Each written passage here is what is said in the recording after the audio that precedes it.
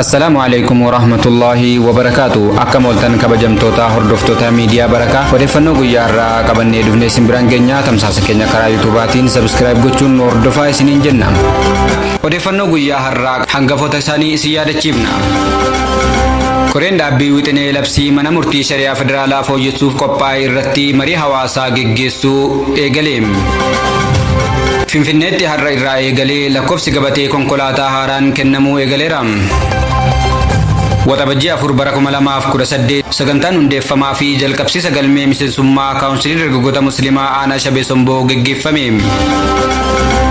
Oduu biyya alaatiin Iraan hulaa Hormuuz guutummaatti cufuu beeksifte. Ameerikaan halkanarraa cimsitee Iraaniin rukutti jedhan. Kunneen hangafoota oduuti gara bal'inaatti darba. Odeeffannoon guyyaa har'aatiif qabnu kanuma. Kallattii tamsaasa odeeffannoo keenyaa yeroo hunda akka isin bira ga'uuf YouTube fi TikTok irratti follow subscribe gochuudhaan hordofaa isiniin jenna.